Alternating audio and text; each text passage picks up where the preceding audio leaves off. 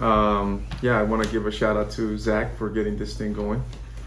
Episode 7 with Sonia Camacho. Hola. Hi. Yeah, so Sonia, thanks for being here. It was quick decision to do this. I appreciate you coming. I want to talk about a lot of things. Your social media from the beginning, how it's evolving, the good and bad of social media. Yes. But yeah, I mean, I've already interviewed before for the Women in STEM Wednesday, and I've had you on my podcast. Yeah, and had your podcast. Yeah. So Sonia also has her Cuéntame Yeah. podcast. So we'll get into it. But Sonia, for people who haven't met you yet or haven't seen you before, why don't you introduce yourself? Okay. Hi everyone. I'm Sonia Camacho. So I went to school for computer science. So I have a bachelor's of science in computer science as well as a master's of engineering in computer science. I didn't always want to be in engineering, but I have an older sister. She's 3 years older than me, and so she was kind of like my role model, and that's kind of how I got into it. I was also very fortunate to have these programs at my high school and a mom who was willing to like push me to go into them. And so I did all of the engineering classes at my high school, and then I went to Oregon State University for college. And during college, like I said, I had my sister as my role model and everything, but the minute that she graduated, I kind of was like, oh shit, like what do I do? Like, how do I reserve a study room or like waitlist for a class? And so I figured like a lot of people probably have that same feeling. So that's kind of what I was like, maybe I should use my social media instead of posting pictures of me like in a frat basement. I should like post tips and tricks, especially as a Latina in STEM. Like I would go to my classes and there's like sometimes never even another Latina in the room. So, it's kind of like that representation that is needed. So I kind of took it upon myself and I started posting pictures on Instagram and then like TikToks and stuff. And at first I got kind of like bullied for it, or like people being like, what is she doing? Because I was like posing with my laptop being like 3 awesome study tips or whatever. So it took me a minute to get like confident in it, but it really became like my side hustle in college. Like I was actually making quite a lot of money, and it didn't have to have like another job other than that. So that was super nice. And I just documented basically my whole academic journey. And then I got an internship at Nike, and now I work there full time as a rotational engineer, which I guess we can get into later. But yeah, so I don't know. I think there's an audio thing going on okay. here, but it's okay. Okay. But yeah, you said your sister was your role model. Like Yeah. she was also, you mentioned, I think she was also an engineer, right? Yeah, so she is right now a mechanical engineer at Lockheed Martin. And so she was, going back looking at like high school me, I would always label her as a nerd. I was like, oh, she's such a nerd. She's like in these engineering classes, and I just wanted to do cheerleading and take art class and whatever. But, I kind of sat down and really thought about it and was like, she's really setting herself up for success, and I've always wanted to just be more like her. And so I was like, why don't I follow in her footsteps? And I found like creativity in engineering, What did you like before engineering? Like what was it, the one thing you were thinking about you could do? I never really thought about like a different path, because I started taking engineering classes as a sophomore. So when you're a freshman, like you don't think about anything, But both my parents are lawyers, and they never pushed higher education onto us. But I knew that I wanted, like growing up, I think we can all relate to this. It's like you want to just be as good as your parents or better. You know what I mean? So I feel like they kind of set that bar pretty high. But like I said, they didn't like pressure us or anything like that. And so just seeing like how strong my mom was though, like raising us and everything, I knew that I had to go into a field that would set me up to be, Good. to be able to like give back to her. You know what I mean? Right. So I think doctor, engineer, lawyer, I think a lawyer was probably my first thing that I thought I was going to be, just because my parents. Yeah, I do remember following you I think during your school years. Yeah. And then I do remember when you graduated. Yeah. And then I remember you going through like the Nike internships. And Yeah. What's it like working at Nike?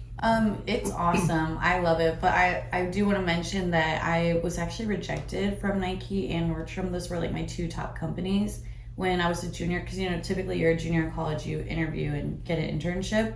I was actually rejected from like both of my dream companies, and that crushed me.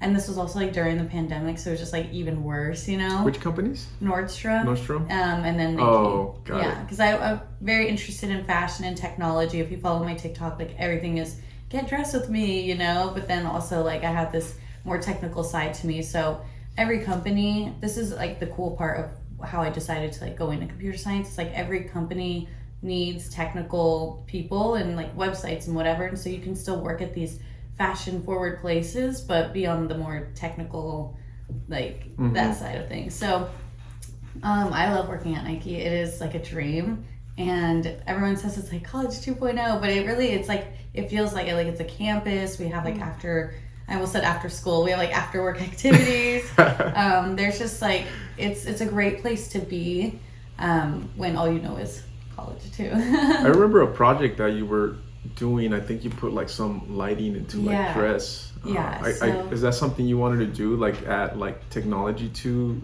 clothing, or what were you envisioning? So back in the day, I was interested in wearable technology, so like implementing all of that kind of stuff into clothing.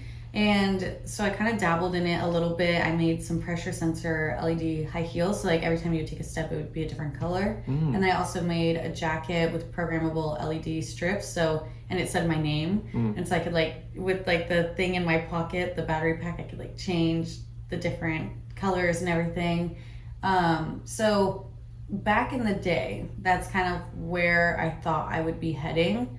But then like doing more research, it's a very niche area, and it's just, I don't know if it's for me exactly, but it is really cool. And there's a lot of companies like Levi's and Apple Watch. They did like a collaboration with one of their jean jackets has like for commuters, it like buzzes when they should go and stuff. So there are big companies that are putting out wearable technology, but right now it's not on my radar really anymore, but it's a fun side project. And that was cool. Yeah. I actually think it's a really good idea. Thank you. Yeah, I mean, it's really cool to be able to like integrate both of those passions, and so if I had more time, I think I would totally pick up more wearable projects. And then when did you start doing content? Like when did you I think start doing it? My sophomore year, I think, like end of my sophomore year, kind of like when the pandemic was happening. Because the pandemic was happening and like all the buildings on campus at Oregon State were shut down, but like I had access to the engineering building. So I remember taking my tripod and my laptop and like going around with different outfits, like all around the building, just like posing and stuff. And actually there was like a tour that went by as I was like all set up, and I was like so embarrassed, but it was fine. But yeah, that's kind of like when I started in college, and it really just like was a way for me to have a creative outlet, but also help other people. My uncle has always told me like if you have a bad day, go help someone else, and like it'll instantly boost your mood and like just make you more motivated. And so, I feel like I was learning all these great tips and tricks or like anything like that, and I was like, I need to share these, because like what if it reaches that one other Latina who is interested in STEM. And like something I always say is like I was so fortunate to see my sister in that position already, but not everyone has that. So like if I could be that to someone else so that they could just see another Latina in STEM, like it could give them that motivation. And I actually just got a DM the other day. Some girl was like, yeah, like just seeing your post, like it gave me the motivation to like try engineering, whatever. And I'm like, that's so crazy, like you never know who you're gonna reach. And I've always said like, because I don't have the largest following on any of my platforms, but for me it's like not about that. It's like if I can get those messages and like get my message across to other people, that's all that matters. I love how you are, your personality, like your energy, just the not caring part. I can see that because you just do it, and and last time when we were hanging out with all the creators, Yes. and you guys were at the restaurant with your friend. You guys were going like doing your thing, like just not carrying and creating content in the spot, and I'm like, man, I can't do that. Yeah. You know? But I actually like just saw, this is kind of off topic, but it came to mind, a TikTok sound that was like, you'll never be like judged by a professional. Like if you like a professional, if you want to try soccer, like and you're an amateur, like you'll never be judged by like a professional soccer player, or like you're never gonna be judged or whatever by someone who's doing better than you. It's always like your haters are gonna be the people who are like kind of looking up to you, if that makes sense. So like to me, I feel like I use that mentality all the time. It's like if I have an idea or if I want to like work towards something, like if you're gonna judge me for that, that's kind of weird for you. You know what I mean? Because I feel like we should always like believe in other people to shoot for their dreams. when, I guess, at what point did you start getting some negativity off of it? Like I said, like when I first started posting, people would be like what is she doing or whatever. And I've been very fortunate to not have a ton of hate or anything like that. Recently I did have like my first hate video like made about me, and it kind of like it shocked me because my videos now have kind of transitioned into more like lifestyle. Now that I'm not in school, I don't know what week, you know, because that we're gonna say I'd be like, it's week 7, like here's how to get over that like week 7 hump of like negativity or whatever. So I'm not in the student area anymore, so now I'm trying to just showcase like what I do at Nike, and like I'm hoping that those videos, and I know that they've reached the right people so that they can be like, holy shit, like there's a Latina at a really big, you know, clothing shoe company, maybe I can do it too, you know. And not even just in like I'm in the engineering, I'm the global tech side, so I think that opens up like a whole nother door of things too for inspiration. But yeah, like I think you can understand that working at a big company, there's a lot you can and can't say, you know, if something's not public knowledge, like you can't just be showing it or talking about it. And so my day in the life videos are very they're very vague. You know, I'm like, I had breakfast, I took a meeting, and if you don't include timestamps, people get pissed. They're like, you weren't at your desk from 9 to 11, and I'm like, well, I was, but I wasn't gonna like I just said, I had some morning meetings and I went to lunch. And so basically this person was like dogging on me and they were saying that like the issue is with a lot of creators that work for big companies that they glamorize their days. And I'm like, well, yeah, I mean, I'm like, I don't they love their job. I mean, yeah, you must really like love my job. I think every morning I wake up and I'm like, I'm so excited to go to work. And I think that is such a blessing. And I think that the day that I don't feel that, I'll know it's time for a shift, you know? But yeah, it's like, if you love your job, like, and I'm very fortunate to work at such a cool place where there's certain activities or I can do sports after work. And basically this person was like, wow, she went to one meeting, ate a ton of food, and then went and played pickleball. And I was like, girl, no, I actually worked like 9 to 11 or 9 to 12, took a lunch break. Then I had like another 4 hours of meetings, and I got to play pickleball after 5 o'clock. Like, and sometimes, you know, the corporate day is not the same every day. Like sometimes your day ends at 4 or 4:30, and like, you know, I just think some people don't get it. And I also worked extremely hard to get to where I am. And I think corporate, like I said, not every day is going to be the same. And anyway. Yeah, I mean, you can, I think the whole being on, I mean, and this is just me, my personal opinion, because I have my own company. Yeah. Like, I don't really tell people to be here like at a specific time or like leave at a specific time. Yeah. Everybody should know. I mean, everybody knows like if you're working or not, if you're putting in effort. So I just kind of let people be a little bit free, you know? I feel like it's just better. But that's like a manager or like, you know, the owner of the company maybe saying that, but for somebody that just works with you to be saying stuff like that is... Yeah, and the thing is, like, I've worked retail, I've worked in the food industry, I've worked those jobs where it's very rigid of, like, you have to be there at those certain hours and there's hardly any, like, sit-down time.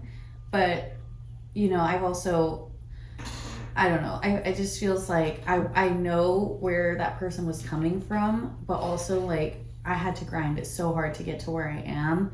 And it's not a playground every day, but, you know, I work very hard still to this day, and I try to show that. But I just think that to kind of conclude what we're talking about, is like the internet, posting yourself on social media, you kind of open that door to have haters or critiquers, Right. you know what I mean? And so we have to be okay with that.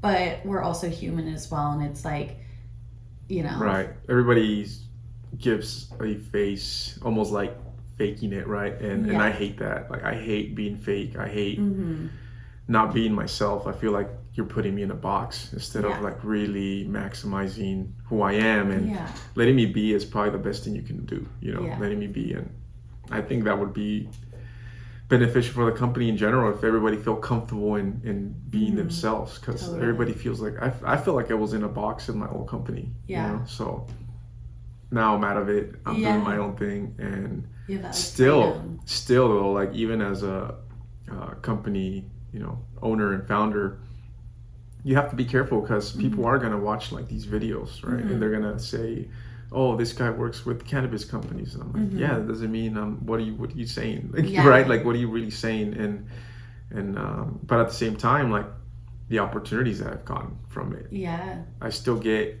calls. Actually, yesterday there was a guy that called and is like, oh, you're Loomis Automation. Like, I follow Engineer Memes guy like since my college days. And I'm like, that's so awesome. So like opportunities like that people want to work with you. Doing these podcasts, people want to do more podcasts with me. Like, they're saying, hey, I want to do a podcast with you. Just people that are in my industry. So now it's getting more tighter as to who wants to work with me, and specific to what I do, which is what I like. You know, the more people reach out, the more opportunities.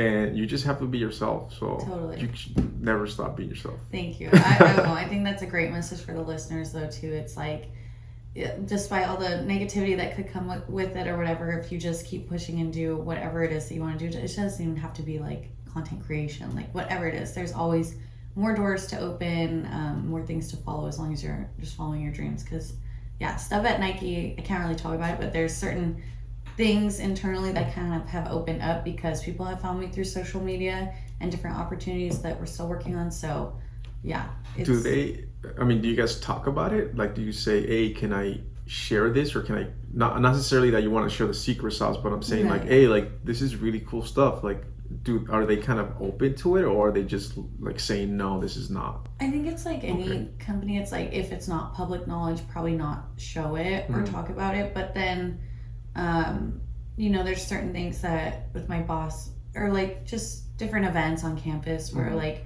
you know, you're allowed to post and things like that. But a lot of my projects are internal, and so can't really talk about them. I can talk about it more of like a high level, but I just won't want to like violate anything that's in my contract or anything, which that it's understandable. Same thing, like, I can't share some of the coolest projects that I've done, like or even like pictures of machines or stuff. I'm sure that like there's a big customer recently that it's a no. I mean, there's a few that I just can't, like, I can't share information, and but that's the one annoying part. I share parts where it's not showing the whole thing, but it's just showing like, oh, this is a cool like motor, like it's a motor, is not your project. You know? This motor goes with something else. Exactly. It doesn't have to go to your machine, it could be for something else, but so I get into the same situation where I can't share, and some of my colleagues are not like me, you know, where they don't create content. They're trying to get on it, but you know, I still get a little bit of friction with my teammates where it's like, oh no, this can't be. I mean, I understand, like, a lot of it I know I shouldn't do it, you know, so but it's not. I just wish companies were a little bit more open. Being a content creator and like wanting to show like the actual daily activities, it's tough and everything, but I feel like we're doing our best, you know. Well, I want to ask you more about how your content creation has evolved. Like, how did it go from like creating like, you know, school content to like professional, but it's kind of shifting a little bit from engineering. Like, what's the evolution like, and then what's the future? Like, what do you think the future's gonna look like? Totally. So, like I said, when I was in college, I was definitely posting a ton of like academic tips. Then I took a psychology course that totally changed my outlook on studying, engineering, just like everything. And so that helped me a lot with my content too. I actually partnered with them 2 summers ago, and we took my professor's like he wrote a book on like how to study, and I basically read that entire book, created content videos, and like we turned it into like social media so that you could read the chapters and like go to our social media page and like find the highlights and also find like just different like snippets. So that was really cool, but that was kind of the end of like where my academic posting stopped and like everything. So then I was really focused on like moving to Portland, lifestyle content, like how to furnish an apartment kind of vibe. And then once I started at Nike, I'm a rotational engineer, so that means I get to try out 3 different positions for 6 months each.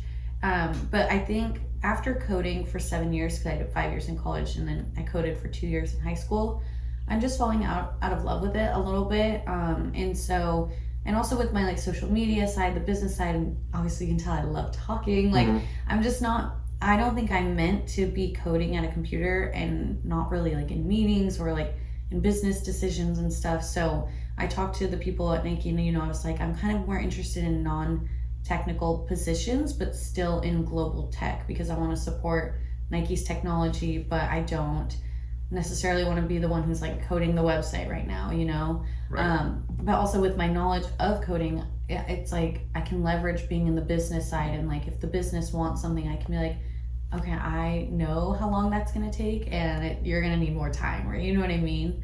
So I started off as a rotational engineer in supply chain, but that is so fast paced, and it was just a lot. And I was trying to be a project manager. So yeah, I didn't have a ton of content when I first started my role, because in supply chain at such a big company, you can't talk about any of the issues. Right. Or I was like, well, what am I going to post about, So then we went to that conference, the Society of Hispanic Professional Engineers 2023. Yeah, it was. That was awesome. Yeah, and I remember sitting down, we had lunch with some high ups at Univision, and everyone's introducing themselves. And keep in mind, at the time, I just finished college and I just started at Nike. And, and everyone's like Deanna's like, hi, I'm Deanna, and I started International Latina Engineers Week or whatever. And then Elio was like, hi, I'm Elio, and like I wrote a freaking book, or I'm writing a book, and I was just like, hi, I'm me, and like I just graduated college, and like so did everyone else in this room. So that was kind of like the deciding factor of like I want to do more with my social media. What I have done is great, but there's opportunity to grow and do more for the community. And so that's like, we literally were talking about like, I think I want to start a podcast, and I want to keep it very short form. And so right now my podcast is kind of like my baby, I guess. And that's kind of where I think my social media is going to go in the future, because I love posting my day in the lives or my get dressed with me to go to work at Nike and everything. But that's just one part of me, and there's like a whole part of me in the community that I want to support and whatever, because like I said, I want a Latina to come across my page, see what I'm doing, and be inspired. But I'm like, okay, if I can share other people's stories, like from a huge broad range, that could reach so many more people, inspire so many more other people, because not everyone's interested in engineering, Right. So right now I have Cuéntame con Sonia Camacho. We do like 10-minute episodes. I need to get it like a full-on production like this, but right now they're just like audio and everything. But that has been like where my focus is and where I think it's gonna go. That was a really long answer. No, that's good. No, I saw the whole process there. Okay. and the evolution of it. Yeah, I mean, you grow older, and even for me, like I post memes, and I can't, it's hard for me to post every day, because I try to make them myself. Like even if sometimes use like some apps that help you create them, but in terms of like captioning them, in terms of the idea, like I try to make them 100% original, and that's pretty tough. So I kind of, same thing, like, not that, I mean, I love creating memes and making people laugh, but at some point I think it's better to show yourself because of opportunities.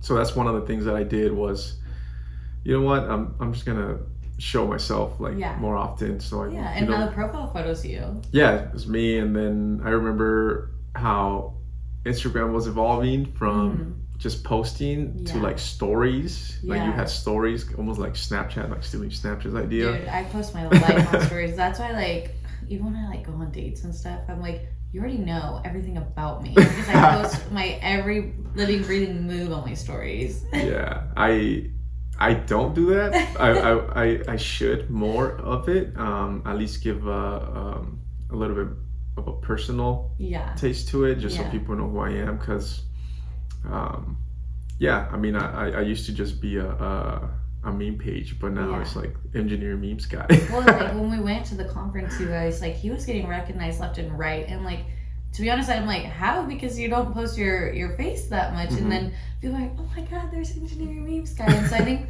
people are really interested in like the person behind the curtain, you know what I mean? So, so yeah. I told Jay last time he was here about this ideas that I had before, you know, of what happens if we all come together like as creators and create like, I don't know, like maybe like a little series, you know? Yeah.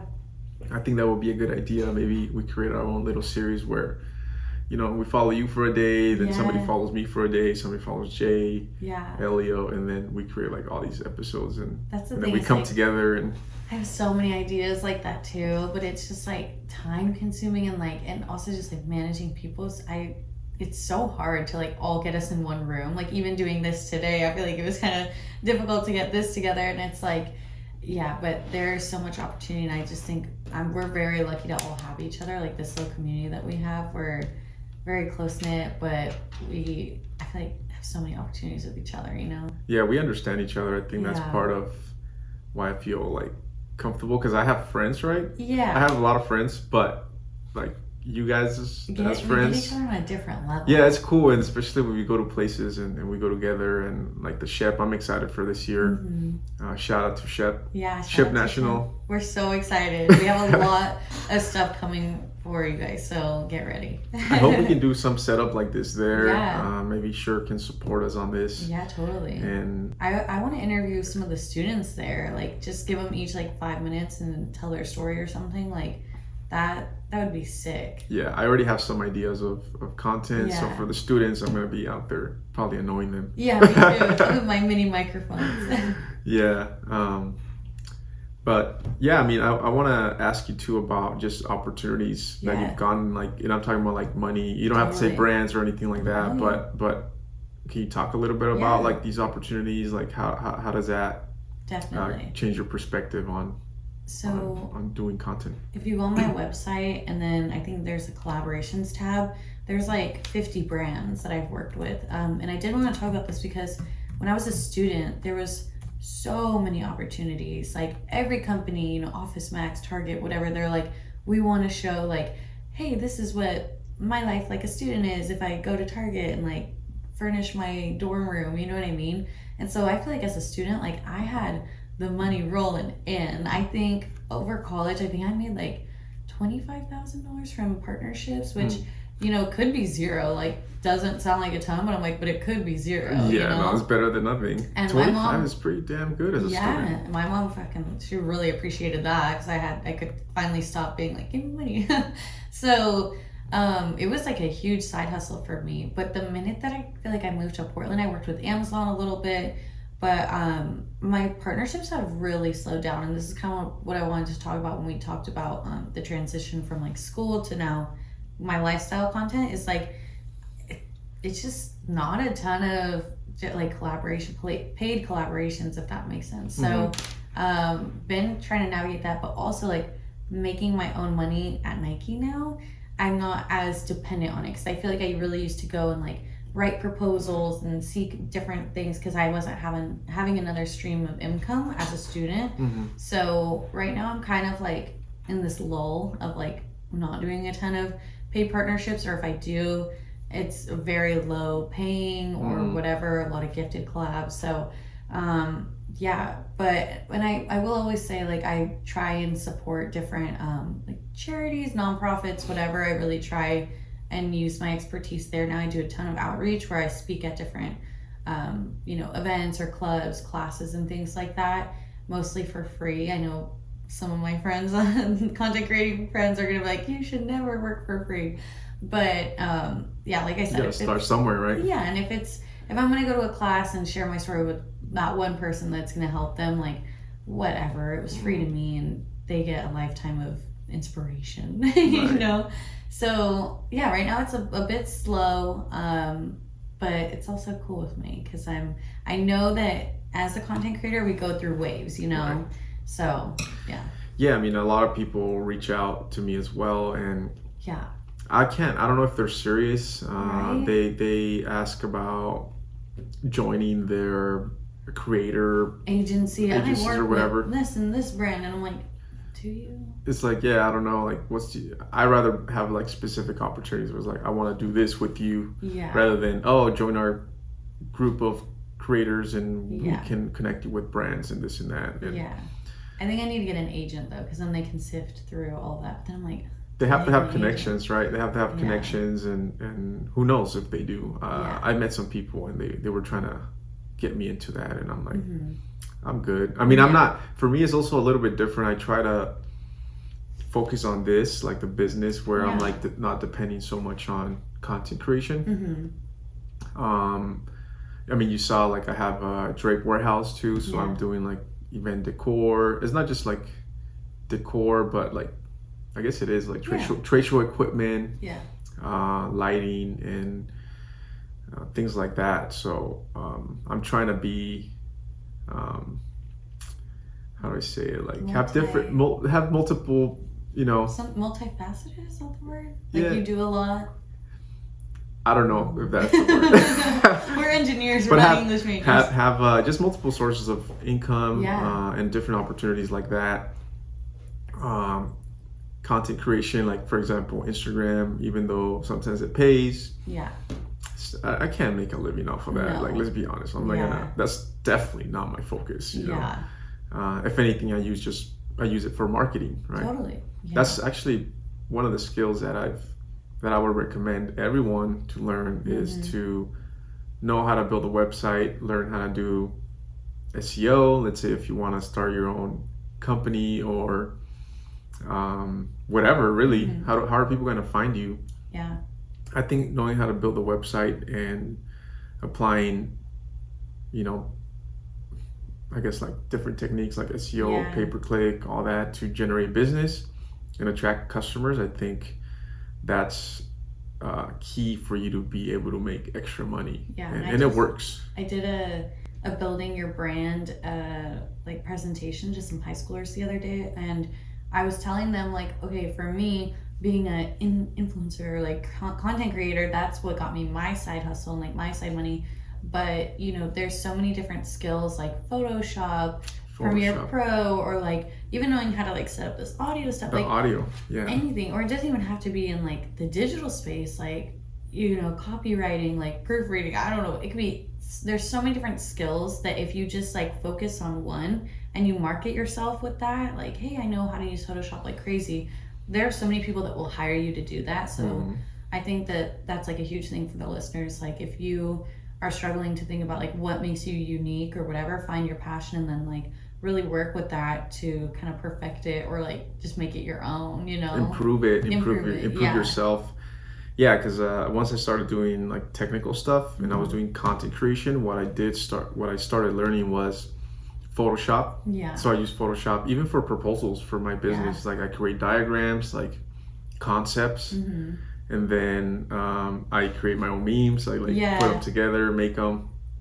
So I started learning Photoshop, and then I started learning website. So that's how I started the Luminous Automation website. I also I built like 5 or 6 websites already. Wow. And so more recent ones, there's Luminous Automation and then drapewarehouse.com. Cool.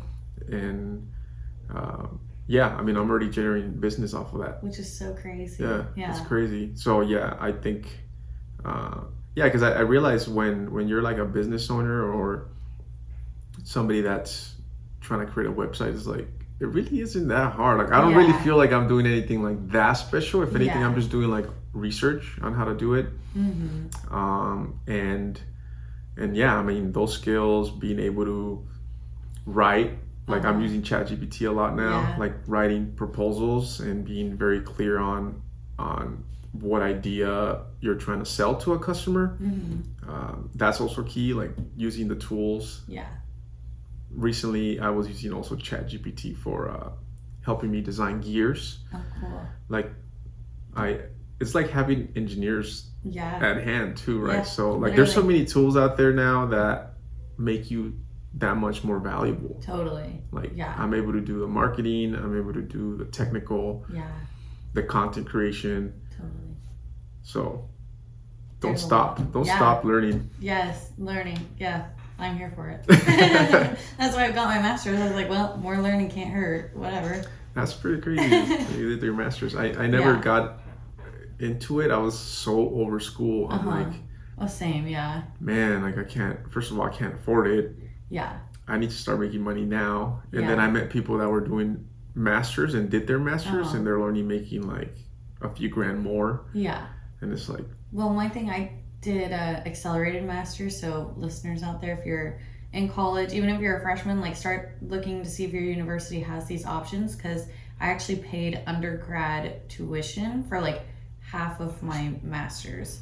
So it was kind of like a little cheat code there, and then I only had to stay 1 extra year to get my master's. So I'm kind of like a rare case where I didn't have to do the 2 extra years. I also did a master's of engineering, so like it was just more coursework. It was not research focused or anything like that. So there's like a lot of different like avenues that you can get your master's in. So I definitely recommend that to listeners out there, because it does make you more marketable, or you know. So yeah, Sonia, like what's the future looking like for you? Just to end this podcast, what you got in store for us, for people that are curious, and they should follow you, so that they can keep up. You can. What do they expect in the future? At Sonia Macho. So they can expect I'm gonna start probably putting more of my heart and soul into my podcast, because I've kind of like batch recorded, and then I just kind of like leave it for a bit. So definitely more episodes on my podcast. I think I'm going to do some like solo episodes too, just so that the viewers can actually get to know me more. So hopefully that, and then just more like promoting women in STEM. I think I'm going to start a series where, because I do like Get Dressed With Me on my TikTok, right? But I think I'm going to start doing this thing where like when I do my makeup, I tell stories of different influential individuals in STEM who are like women. So there's one, like the first African-American woman who worked at NASA. I have that like all scripted out, and I just need to like record myself doing my makeup and talk about it, just to kind of get that out there. And then I've worked a little bit with the nonprofit in Oregon called Local Grown, and so I set up 2 different scholarships with them, and we actually just chose the winners. So it was like BIPOC people interested in studying STEM in Oregon. So definitely want to do more outreach and things like that.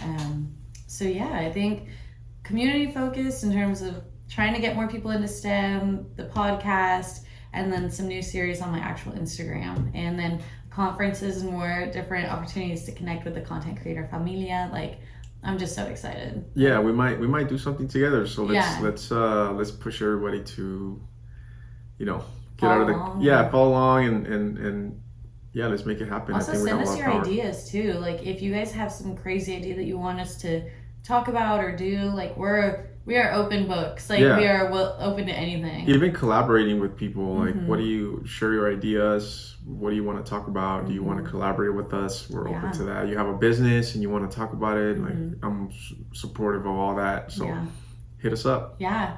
Thank you so much for having me. This has been awesome. Yeah. Thank you, Sonia, for being here, and till next time. I'll see you soon. Bye, guys. All right.